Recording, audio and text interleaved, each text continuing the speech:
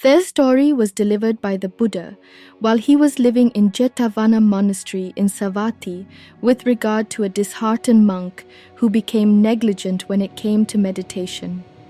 After meditating for 5 years in the forest and still not achieving any spiritual results, this monk decided to give up meditation, and he returned to Jataka monastery to see the Buddha. On seeing him, the Buddha asked the reason for his coming to Jatavanarama and questioned him as to why he gave up meditation in the forest. Further, he said, "In a previous life, by working hard, you not only saved your life, but also the lives of your fellows in a caravan of 500 carts when in a sandy desert. So why now have you given up your efforts?" The monk then asked the Buddha to disclose the ancient story, and the Buddha disclosed it in this way. Once upon a time, a certain tradesman was leading a caravan to another country to sell his goods. Along the way, they came to the edge of a severe hot sand desert. They asked about and found that during the daytime, the sun heats up the fine sand until it's as hot as charcoal, so no one can walk on it, not even bullocks or camels. So the caravan leader hired a desert guide, one who could follow the stars so they could travel only at night when the sand cools down. They began the dangerous nighttime journey across the desert. A couple nights later, after eating their evening meal and waiting for the sand to cool, they started out again. Later that night, the desert guide, who was driving the first cart, saw from the stars that they were getting close to the other side of the desert. He had also overeaten, so that when he relaxed, he dozed off to sleep. Then the bullocks, who of course couldn't tell directions by reading the stars, gradually turned to the side and went in a big wide circle until they ended up at the same place they had started from. By then it was morning, and the people realized they were back at the same spot they'd camped at the day before. They lost heart and began to cry about their condition. Since the desert crossing was supposed to be over by now, they had no more water and were afraid they would die of thirst. They even began to blame the caravan leader and the desert guide.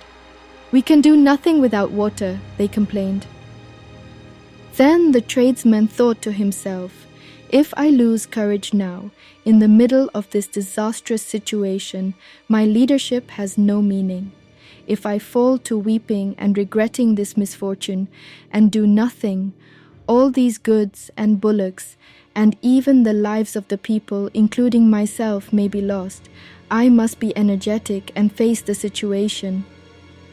So he began walking back and forth, trying to think out a plan to save them all. Remaining alert, out of the corner of his eye, he noticed a small clump of grass. He thought, without water, no plant could live in this desert.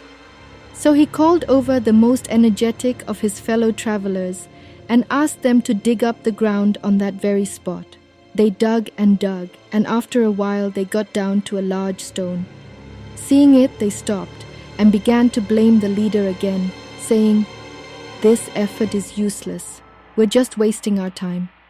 But the tradesmen replied, No, my friends, if we give up the effort, we will all be ruined, and our poor animals will die.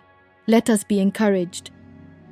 As he said this, he got down into the hole, put his ear to the stone, and heard the sound of flowing water. Immediately he called over a boy who had been digging and said, "If you give up, we will all perish, so take this heavy hammer and strike the rock."